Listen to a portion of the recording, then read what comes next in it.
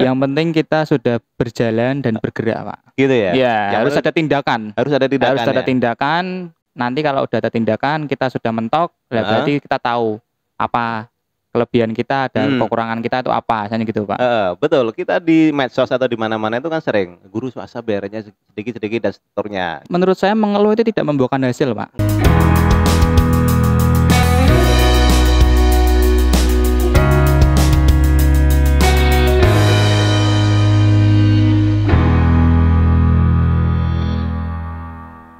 Assalamualaikum warahmatullahi wabarakatuh. Waalaikumsalam warahmatullahi wabarakatuh, Pak. Pemirsa podcast pendidikan, kali ini kita dengan salah satu guru MI Miftahul Alaqiyah, Bapak Arul Habsasko, Sarjana Pendidikan. Halo Pak Arul, apa kabar? Halo Pak Arif. Boleh dicopot dulu Oh, iya. untuk maskernya? Saya mau izin copot, Pak. Iya, iya, iya.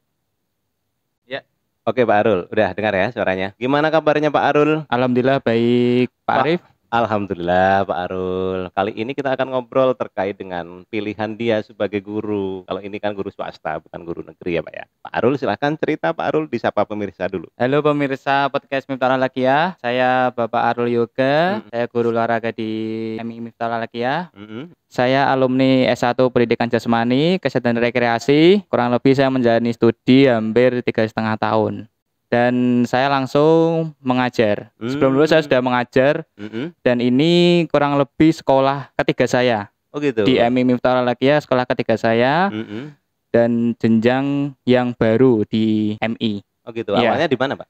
Sebelumnya saya pernah di SMP swasta juga di kota Semarang. Agak jauh dari rumah pasti ya. Agak jauh di tengah kota sana. Terus? Setelah itu saya di sekolah di swasta juga, SD, tingkatan nasional juga, di tengah kota juga. Gitu. Kalau Pak Arul memilih profesi mengajar, padahal profesi mengajar apalagi guru swasta untuk beberapa sekolah kayak di kita kan mungkin ya untuk sebagian orang belum standar seperti pegawai negeri gitu. Gimana Pak kok bisa milih? Oke Pak Arif, terima kasih. Untuk yang pertama, mengapa saya memilih untuk menjadi guru? Yang pertama adalah untuk senang ketemu dengan anak-anak dan juga untuk menyalurkan ilmu saya yang sudah saya pelajari selama ini di kampus dan juga saya suka mengajar Pak. Gitu ya? Iya, ngobrol sama orang-orang yang cenderung baru, setiap hari berinteraksi dengan mereka. Saya suka hal seperti itu Pak. Ketemu dengan hatinya ya? Iya, feel-nya dapat Pak. Feel-nya dapat. Iya, feel-nya dapat. Meskipun konsekuensi secara finansial mungkin kurang ya. Pasti itu Pak. Pasti ya.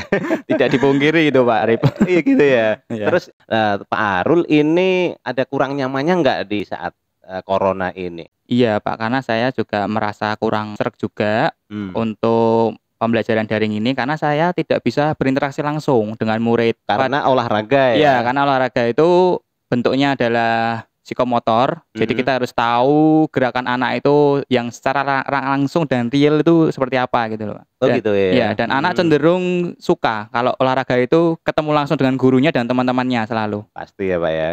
Pelajaran yang selalu dirindukan katanya, satu minggu gitu. Sekali Pak. Sama dulu saya waktu sekolah pelajaran paling suka ya olahraga. Iya. Paling nggak suka matematika.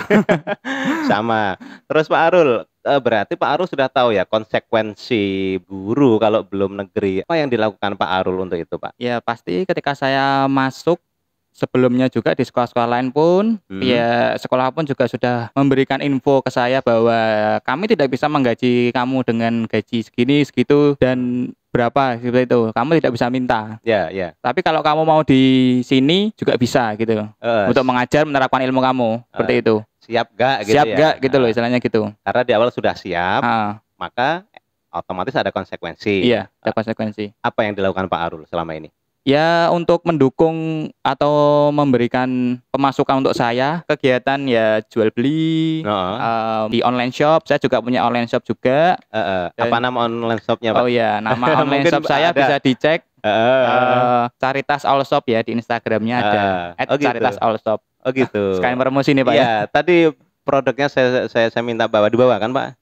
Oh dibawa Pak, beberapanya dibawa. Produknya apa saja Pak? Random apa hanya khusus produk tertentu? Kalau produknya itu saya macam-macam Pak. Ada dari kesehatan, ada dari mungkin vitamin dan juga peralatan-peralatan penunjang untuk yang kehidupan kebutuhan sehari-hari juga ada. Oke, boleh ditunjukkan Oh Pak? iya. Cek. Oh, oke. Untuk yang barang utama ini saya biasanya jual masker ini Pak. Masker. Terus ada untuk hand sanitizer juga ada. Hand sanitizer. Ya, terus juga ini untuk namanya vitamin untuk kulit, untuk kebutuhan sehari-hari. Karena Pak Arul guru olahraga ya, jadi tahu kebutuhan apa yang dibutuhkan saat pandemi. Dan juga ini ada tas kanvas juga. Ini punya saudara, punya konveksi dan saya bagian pemasarannya. Dan juga ada topi sepeda dan beberapa part sepeda yang lainnya juga beberapa saya untuk dijual seperti itu, Pak. Gitu ya, Pak. Ya. Ini semuanya mainnya online, Pak ya? Semuanya online. Semuanya online, ya. Semuanya online.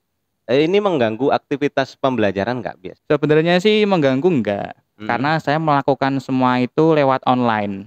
Kecuali kalau ada yang customer meminta untuk melakukan COD. Bertemu langsung. Bertemu langsung. Gitu ya? Ya, biasanya saya kirimkan kurir atau enggak saya sendiri yang mengantar, Pak. Seperti itu. Mencuri-curi waktu yang tepat ya? Mencuri-curi waktu yang tepat. Pastinya setelah tugas saya sebagai guru selesai. Oke, Pak Arul. Jadi mencuri-curi waktu ya? Pastinya setelah tugas selesai. Ya, pemirsa, saya tahu juga Pak Arul komitmennya. Jadi kalau pas kerja ya kerja, tapi pas jualan juga jualan ya. Oke. Pak Arul, ini dari penghasilan online-nya, ini kira-kira saat ini untuk kebutuhan Pak Arul bisa dibilang bisa mencukupi atau kurang atau bahkan lebih, Pak? Kalau untuk pendapatan Pak Arif, itu kan kita relatif, Pak. Kadang naik, kadang turun, juga nggak nentu, Pak. Kadang kita ada di keuntungan yang bagus, kadang juga kita merugi karena kita sudah kadung beli pulaan banyak tapi tidak ada yang beli, juga pernah kayak gitu, Pak, merasakan. Tapi kalau untuk rata-rata sih sangat membantu saya sebagai guru, ya, untuk pemasukan saya tambahan. Sudah sangat lebih dari cukup, Pak Arul ya. Cukup, lebih dari cukup. Pak Arul selain jual beli online, ada aktivitas lain, Pak? Iya. Apa itu, Pak? Ya, saya selain guru, terus jualan online shop, terus juga saya serabutan menjadi tukang ojek online, ojol juga pernah. Itu saya lakukan semenjak kuliah malahan, Pak. Sejak kuliah, Pak? Semenjak kuliah kurang lebih 3,5 tahun. Itu nggak, maaf Pak, ini saat itu nggak malu, Pak, teman-temannya kan mungkin mempergunakan uang orang tuanya, lalu Pak Arul ojek online itu nggak malu, Pak? Jujur saya nggak malu, Pak. Nah, saya malah bangga bisa membantu. Gitu ya? So, waktu kuliah pun saya selain menjadi tukang ojek, saya juga dulu sempat menjadi penjual susu, Pak. Penjual susu keliling. Satu bungkusnya, satu botolnya itu ya kisaran harga 5.000 sampai 7.000. Begitu ya, Pak? Iya, saya bawa ke kampus setiap hari sambil saya ngojek seperti itu. Saya tawarkan ke dosen-dosen, Pak, bukan ke mahasiswanya tapi ke dosennya. Konsumennya malah dosen. Jadi sejak saat itu saya dibilang anak susu seperti itu. Anak susu, iya, saya dicari sama dosen-dosen dan jadi langganan saya. Tidak malu malah menjadi jalin silaturahim antara mahasiswa dengan dosen. Iya, seperti itu, Pak Arif. Ada lagi, Pak Arul, selain itu, selain ojek online? Wah, banyak, Pak Arif. Saya susah senengnya hidup tuh sudah saya jalani, Pak. Gitu ya. Saya kabarnya sebagai driver juga. Iya, saya sopir pernah, sopir serabutan rental pernah, sopir dinas pernah, saya jadi waiters pernah, resto tukang asa-asa pernah, Pak Arif. Semuanya rata-rata sudah pernah saya jalani, Pak, untuk kerjaan. Yang penting halal dan bisa untuk membiayai saya kuliah. Pak Arul ini kan masih single. Bagaimana respon orang tua, Pak? Ya, kalau orang tua selama ini mendukung Pak Arif, asalkan kegiatan saya positif. Meskipun Pak Arul memilih untuk mengajar di swasta yang tidak seperti guru negeri gitu. Iya, ya awalnya orang tua berpendapat, ngapain sih kamu kok ngejar-ngejar guru terus, padahal di guru itu gak ada honornya. Gitu ya, awalnya gitu. Kamu tiru siapa mau menjadi guru gitu. Lalu orang tua selalu berespon seperti itu, tapi karena yakin ya, Pak, yakin di hati saya srek juga, feel-nya dapet. Gitu. Terus saya ya istilahnya ikhtiar terus misalnya gitu. Mungkin suatu saat nanti rezeki saya di sini gitu loh, Pak, menjadi guru gitu loh, Pak. Tapi saat ini yang penting saat ini nyaman dan secara keuangan tidak kurang kan, tidak Pak? Kurang, tidak lebih. Ya, pas lah untuk kehidupan saya. Kalau secara finansial ekonomi memang terbatas. Tidak seperti mungkin pekerjaan yang lain yang nominalnya sampai jutaan banyak gitu. Tetapi saat ini minimal standar hidup minimal sudah tercapai. Pak Arul juga ngelesi renang juga kabarnya. Untuk les renang sebelum corona sudah pernah saya jalani. Saat corona libur? Saat corona ini libur, Pak. Karena corona ya? Iya, karena corona ini libur, jadi saya emang fokus di online shop saya. Kalau corona kan online shop malah tertarik ya? Tertarik. Orang nggak usah keluar rumah. Orang tertarik dan juga banyak opsi-opsi barang yang dijual itu Heeh. seperti apa gitu loh Pak. Maksudnya gitu. ada yang bidang kesehatan, ada makanan. Jadi orang tuh tertarik untuk mencari. Jadi saya nggak satu bidang aja yang saya jual. Oh gitu Iya, ya. gitu Pak. Tapi akhirnya orang tua tadi awalnya kan seperti agak kurang gimana, Iya. tapi endingnya sekarang sudah mendukung atau masih sikapnya seperti dulu? Mendukung. Sudah mendukung ya? Mendukung. Nah, teryakinkan dengan pola pikir saya. Oh, gitu teryakinkan dengan pola pikir saya yang semangat dan saya juga bisa membuktikan bahwa usaha saya juga membuahkan hasil, juga ini juga sudah berjalan. All-shop saya juga, guru juga sudah berjalan juga. Jadi ya orang tua sedikit demi sedikit menerima Pak, seperti itu Pak. Sudah ya, sudah menerima awalnya kurang menerima, sekarang menerima ya Pak ya. Alhamdulillah. Terus Pak Arul, kalau online shop seperti ini, waktu corona seperti ini, Pak Arul fokus ke tugas siswa, misalnya mempersiapkan pembelajaran itu bagaimana? Kalau saya di pembelajaran, saya lebih ke pembelajaran interaktif ya Pak. Interaktif Iya, ya? interaktif. Kadang juga saya memberikan tugas dan video pembelajaran. Jadi saya melakukan sebuah video pembelajaran praktek PJOK. Kemudian saya rekam. Setelah saya rekam, saya nanti memberikan materi itu ke siswa lewat Google Classroom. Biasanya saya lakukan pagi setelah saya mengajar online itu seperti biasanya, cuma bedanya ini tatap mukanya online gitu Pak.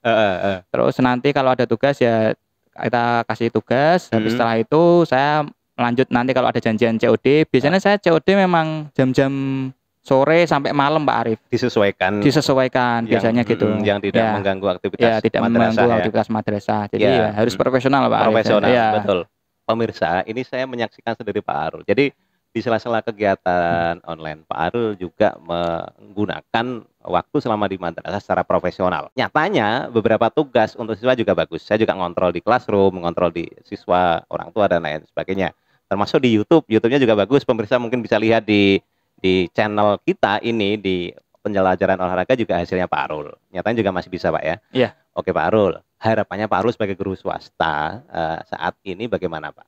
Ya, harapan saya sebagai guru swasta lebih diperhatikan lagi Pak untuk kedepannya, dan juga semoga pandemi ini segera berakhir. Gitu Pak ya? Iya. Sambil tetap berharap dan berusaha yang terbaik Pak ya? berusaha lebih baik lagi. Sip Pak Arul, ini motivasi buat kita, buat saya, buat semuanya. Jadi semua guru harus semangat meskipun corona seperti ini. Iya, harus semangat Pak. Iya, di podcast kita sebelumnya ada mahasiswa yang justru menggunakan momen corona ini untuk mencari nafkah.